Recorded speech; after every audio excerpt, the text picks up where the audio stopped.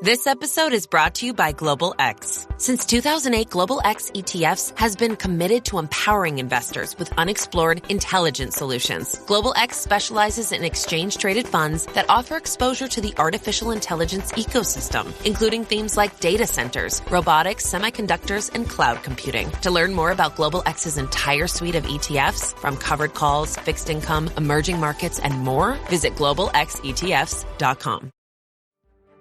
Did you know that both male and female managers are twice as likely to hire men over women? And we may not even understand that sort of inherent bias in our hiring practices. Women are literally almost twice as likely to be hired if you create blind applications. So if on the application, you're not including the name, you're not including the gender, you're not including a photograph, women are 25 to 45% more likely to be hired. Welcome to the Manage Self, Lead Others Leadership podcast with Nina Sunday for experienced and aspiring people managers. This show will help you explore ways to become a more intentional leader. Each episode, host Nina Sunday speaks with some of the brightest business minds on the planet who share a passion to elevate and transform team culture. Workplace culture hides in plain sight. Is yours flourishing? Join the movement to make your workplace a better place to work. Are you ready? Because it's time to manage self, lead others.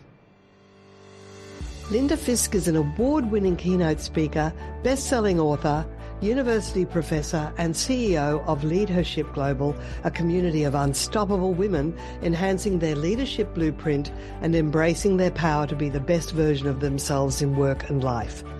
With a PhD and MA in clinical psychology, Linda Fisk has written extensively on the subjects of social comparison, depression and anxiety, well-being, personality theory, with a focus on relating scientific research to commonly understood concepts. Currently, Linda is interested in the psychology of influence, persuasion, and negotiation. Today we'll discuss breaking the glass ceiling. Welcome, Linda Fisk. You have the LeadHERship Global. You help women rise up through the ranks, and today's topic is breaking the glass ceiling. So where would you like to start? Maybe not everyone is familiar with the term glass ceiling, so maybe we start by defining that. Yes. And when I refer to the glass ceiling, I'm pertaining to any kind of upper level workforce opportunity, any kind of advancement opportunity that is not accessible to the vast majority of women, minorities, or any community within the workplace that has been devalued or disregarded or in any way not given equal opportunity. So the glass ceiling is a metaphor for very evident, but often kind of intangible impediments, obstacles, roadblocks that prevent women and many different kinds of minority groups from achieving the kind of elevated professional success that they may be capable of. And in the United States, women make up 50.8%, so just over half of the population of the labor force. So women are more than half of the civil labor force, but we are staggeringly absent from upper level positions in the American workforce. And that is a form of experiencing a glass ceiling. So I got to tell you, there is a long history of women's roles in the American workforce and the workforce all over the world. Between wars and social movements and political climates, women have been active socially, politically, and in the workforce for generations. But I tell you, very little progress has been made in the way of gender equality in the workplace. So, of course, as the founder and CEO of LeadHERship Global, that's what I am trying to change. We help ensure that women get access to the resources, the tools, the learning, the connections, the networks, the financing, and the media opportunities to advance their success, whatever that looks like, whether that's stepping into a C-suite position, or it's writing their first book, or it's standing on a TEDx stage. However they define success, we want to help them accelerate that vision and actually see those dreams manifest.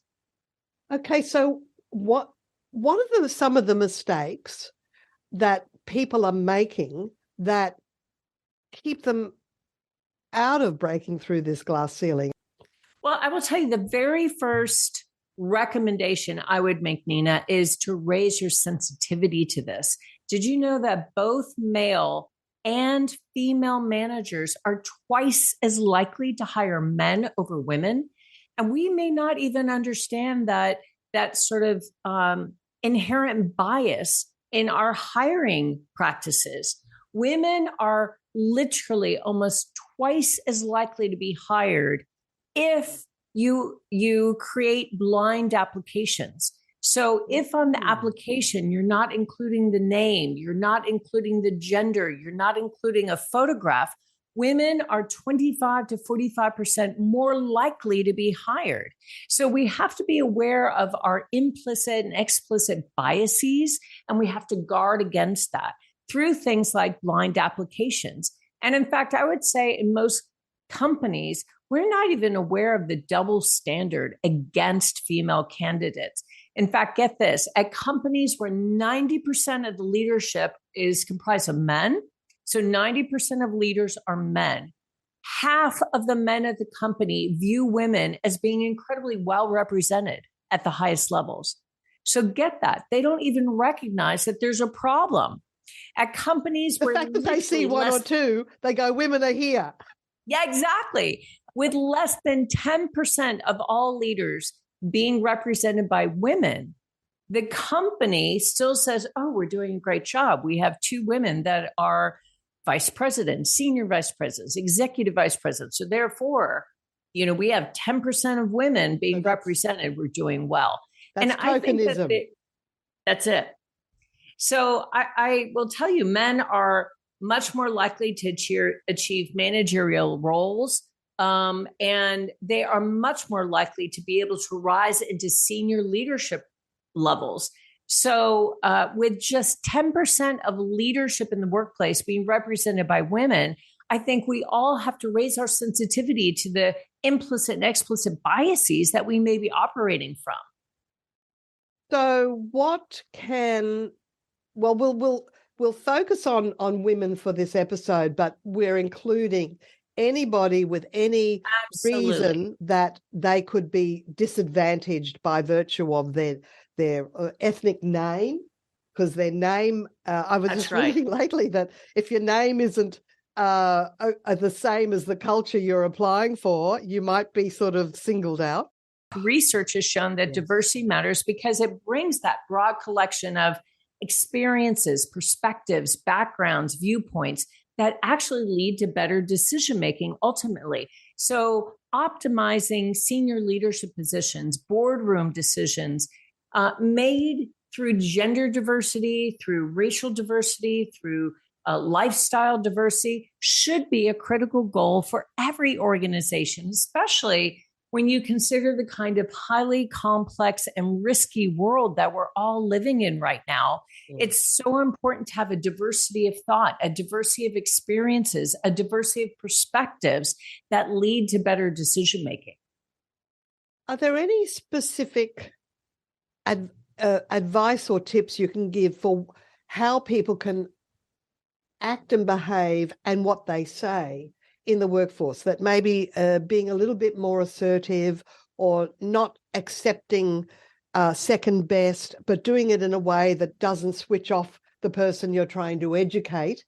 Are there any little tips and tactics like that you can give us, some secrets? Absolutely. So, I think that oftentimes we are blind to our own biases. We don't even recognize the biases that we operate under. So the very first thing that I would say is certainly raise your sensitivity to that, right? Understand the glass ceilings that you may be creating in your own company. Talk about that.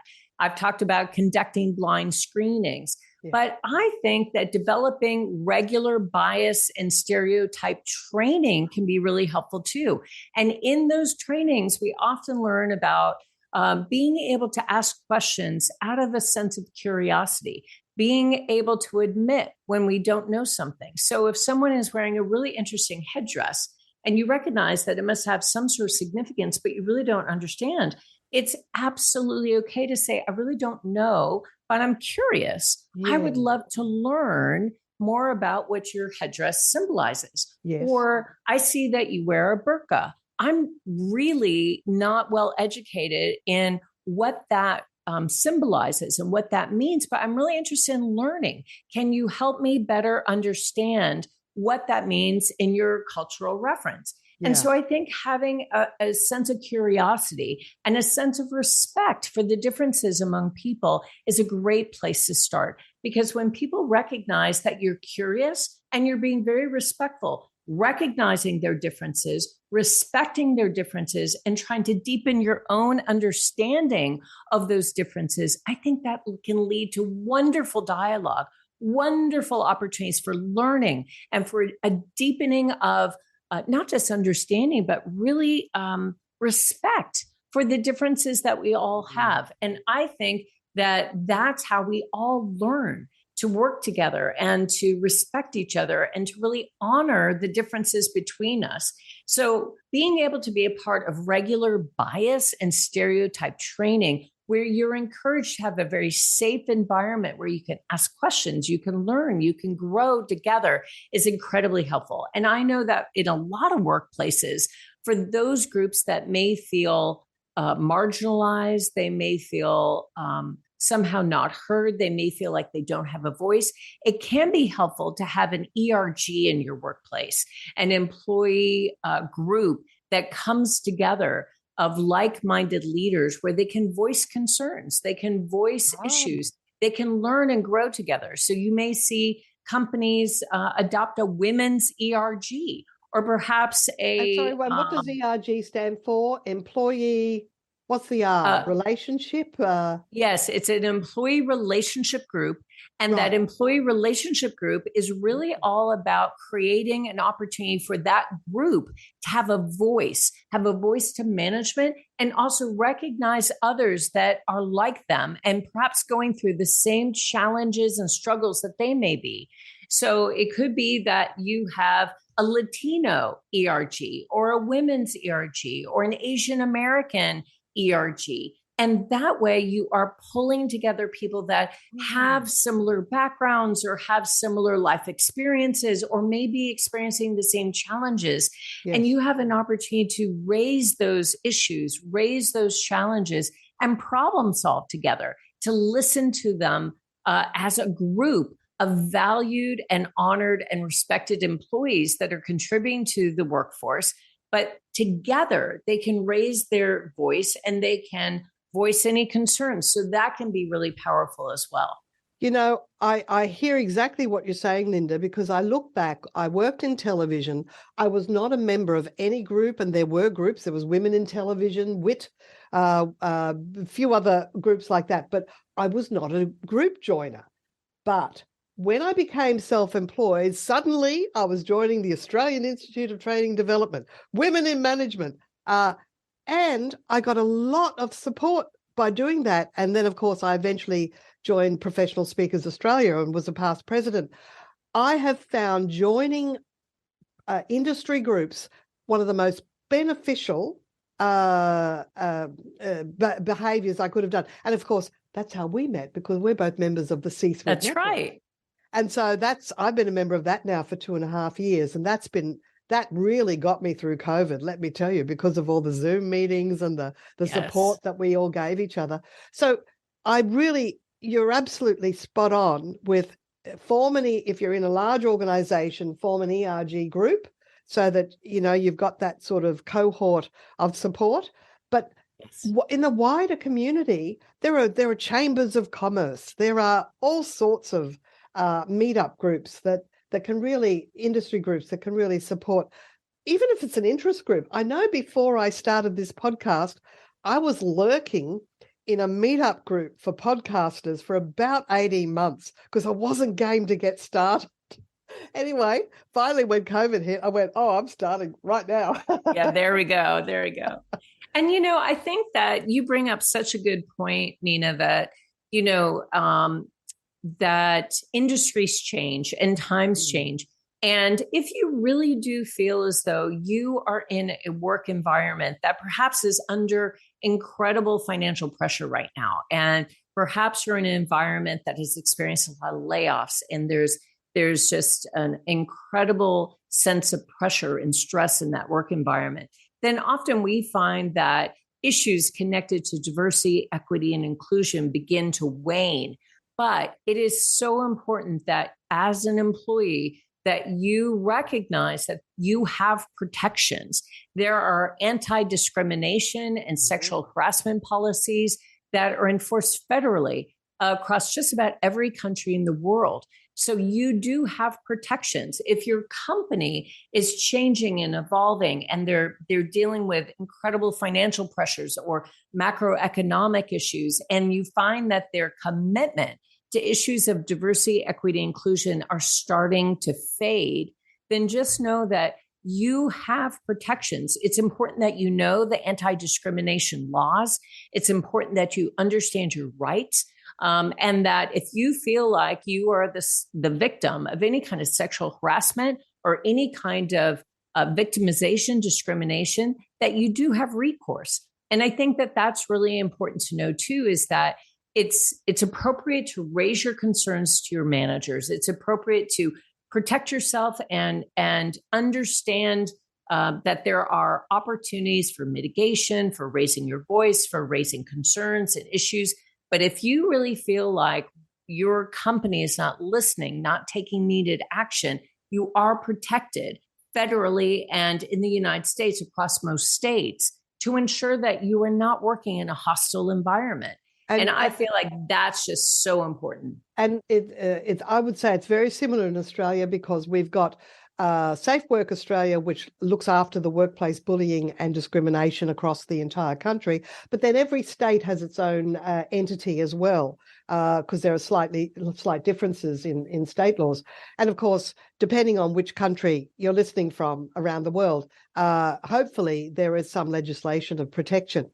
So it's about, I think it's also about how you approach it too, because sometimes asking for a one-on-one conversation with your immediate supervisor it could be a starting point so that you don't, some people are a little bit shy to stand up in a meeting and announce, is this discrimination? There's a softly approach. At the same time, if you're not getting satisfaction, you may need to go sideways, and maybe your immediate supervisor is blocking. So you may have to find, well, we call it a mentor. If it's a large organization, you can find a mentor from another department that is not above your immediate superior, but is more sideways. That's in fact what I was doing. I was in a television station just through inter-office collaboration. I found someone that I could operate as a mentor, and he was safe in the sense that he wasn't vertically up the chain, but sideways. And here's the thing, you get access to the grapevine when you start thinking beyond, I'll just send my written application for a job, my CV. Sometimes jobs are selected they already know who they want. So you want to actually be part of that grapevine. That's right. I mean, in every single workplace environment, even if you are an entrepreneur and you're the leader of that workplace environment, it's so important that you create a base of support, that you have a fan base of people that are going to support you, that are going to cheer you on, that are going to be your advocates and your champions and your allies. Whether you're running your own business as an entrepreneur or you're part of a larger corporate structure, it's so important to network and develop relationships outside of your perhaps direct line of responsibility, so your direct supervisor and those that report to you. It's so important to create vertical relationships and create relationships even outside your company. That's right. And I believe that that creates a phenomenal safety net for you, because the more people that are aware of your skill, your talent, your dedication, your achievements, your accomplishments, how others respect you and how they rely on you, how you are a dependable and respectful leader, the more likely they will consider you for those jobs that are not advertised, those jobs where they're just simply going to tap someone on the shoulder and offer them a phenomenal opportunity to accelerate their success. Those jobs are often not advertised. It's based on networking. It's based on who you know. So expanding your network and really being able to promote your successes in an appropriate way gives you a sense of a safety net where others may not have that.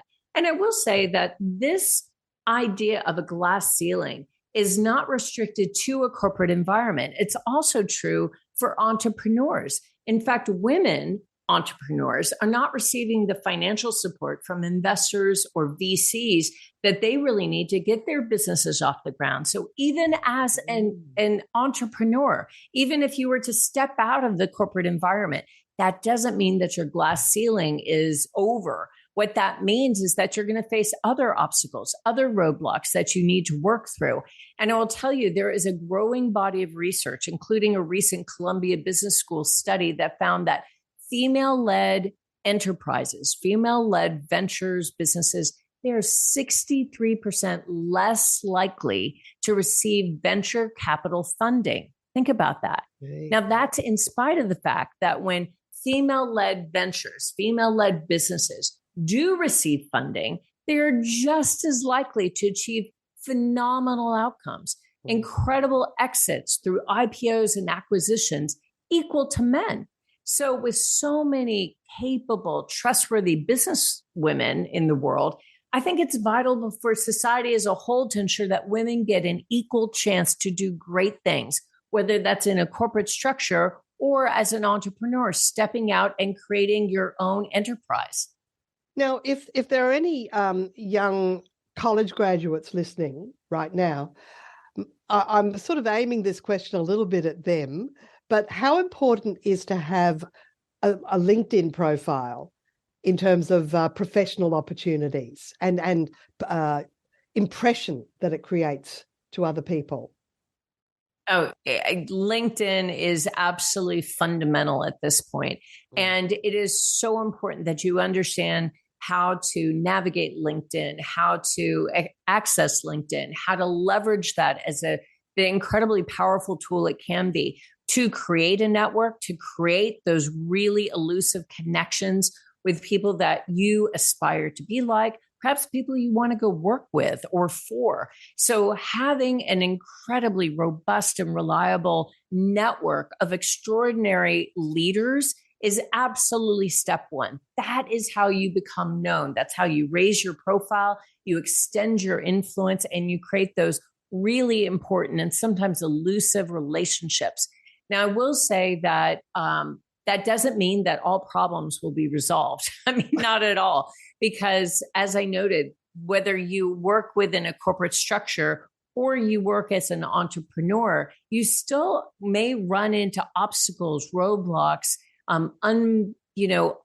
perhaps implicit or explicit biases, unknown sort of gating factors that may slow you down. But I will tell you that, women have started nearly 2,000 new businesses every single day last year. And 64% of women-owned businesses were started by women of color last year. And get this, Latino women-owned businesses grew by more than 87%. So there is opportunity. There is phenomenal opportunity. But we have also got to recognize that that doesn't mean this is going to be an easy road. You're going to have to navigate through everything from getting equal access to capital, to getting equal access to corporate board positions, and getting equal access to those kind of career boosting opportunities. And there would be women that where their children are still at school, their husband is relying on them to put dinner on the table. But do you think it's possible that you could educate your family that one night a month you're going to be going out to this group because it's important for your professional growth? Do you think women need to find the courage to break from the family net, if you like? It's like, oh, I'm not allowed to leave really because they rely on me. But surely one night a month you could join a professional group and just get out there. I love that recommendation, Nina. I think that's so smart. And I think that, especially in a 2-income household, there has to be some sort of sharing of duties and responsibilities. And part of your duty, part of your responsibility is creating pivotal relationships, those big relationships that can be transformative to your career or to your business. And that is part of your responsibility as a business owner, as a business leader, as a business executive. You have got to cultivate those big relationships, those big opportunities.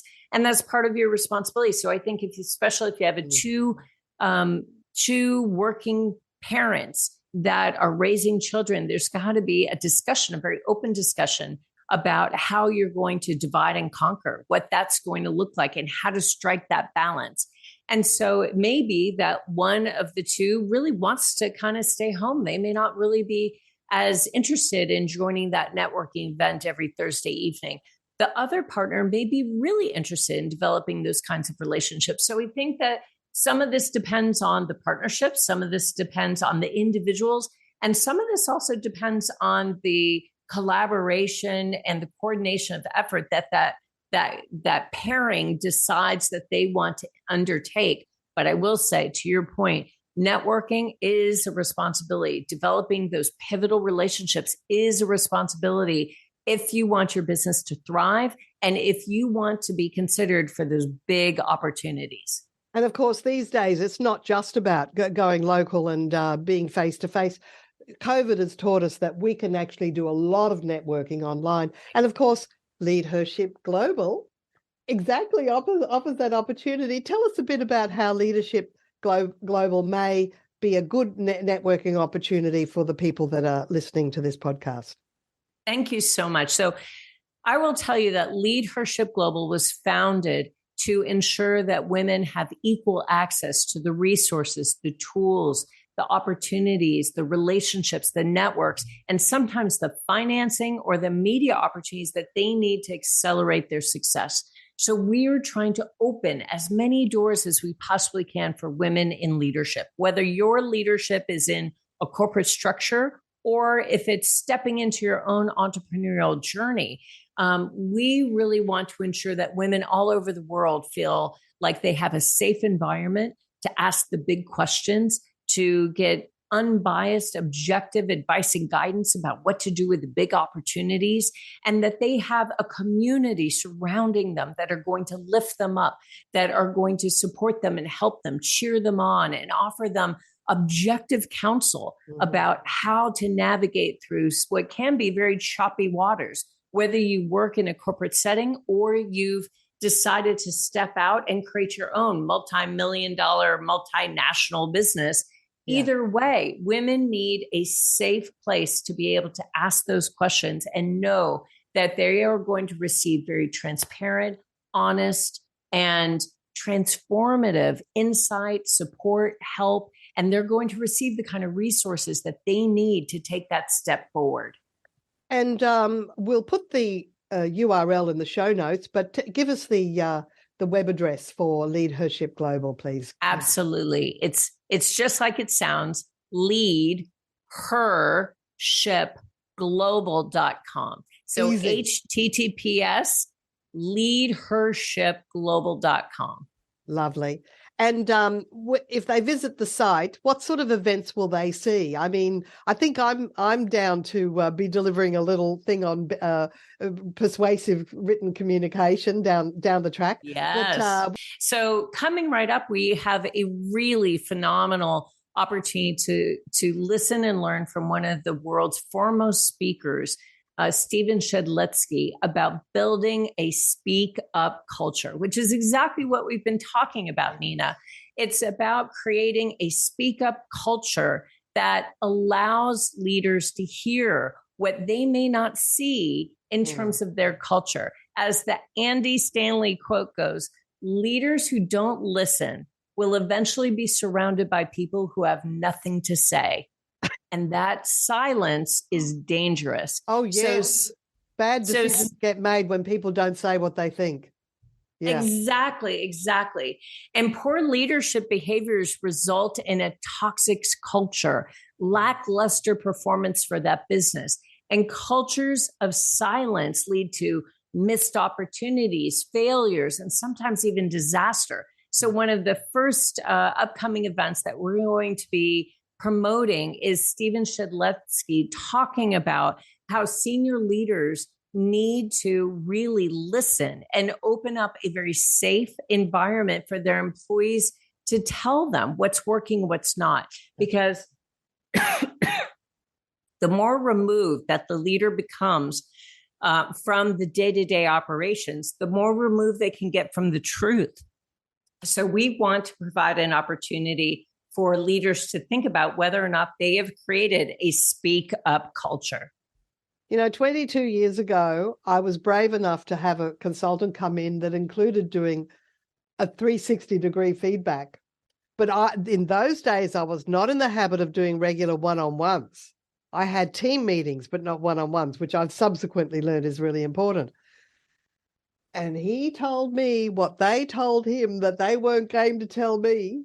And I go, I have to fix that by having more one-on-ones. Because he then became their ear, and that all the stuff they wanted to tell me, but I didn't create the opportunity. So it's so important. Such an incredible leadership lesson, right, for you, Nina. And that's really what Stephen's going to be speaking about. Yeah. We also have the Conscious Leadership Roundtable every single month. We have Wealth Mastery for Women, where we talk about all the issues of financial management, wealth mastery as a woman. We have a diversity, equity, and inclusion roundtable that's run every single month. And this next month, we'll be talking about neurodiversity in the workplace and what that looks like, which will be fantastic. It's going to be led by one of our members, Khushbu Chabria. And Khushbu is a neurodiversity advocate and expert, so she'll be talking to us about that. And then we have Unboxing Growth to stay out front. That whole roundtable is all about marketing and sales hacks to be able to provide incredible opportunities for growth and scale for your business. We have the Business Owners Roundtable. We have the Refer and Recommend Exchange, and more and more and more. There's so much.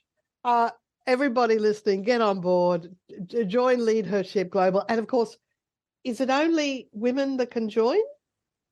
We have opportunities for men to serve as allies, sponsors, champions. We invite men to speak, to teach, to train. But as a member, we are trying to create a safe environment for women to be able to work together. And so the membership is reserved for women.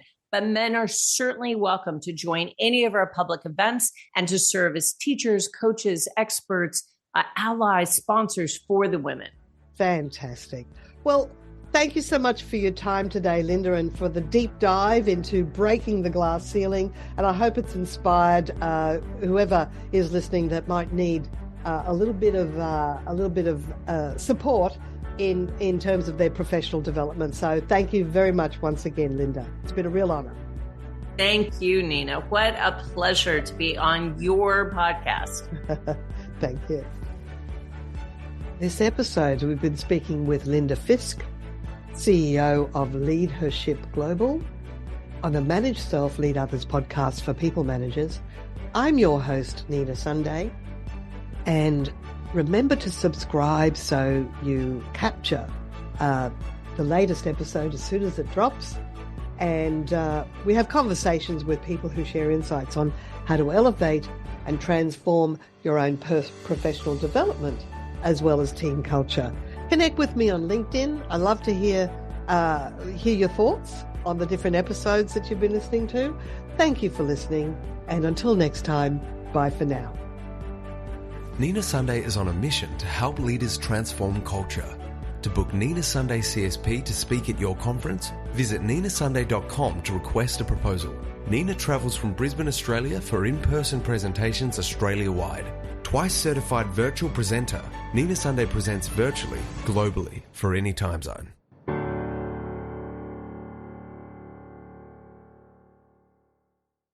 This podcast is a part of the C-Suite Radio Network. For more top business podcasts, visit c-suiteradio.com.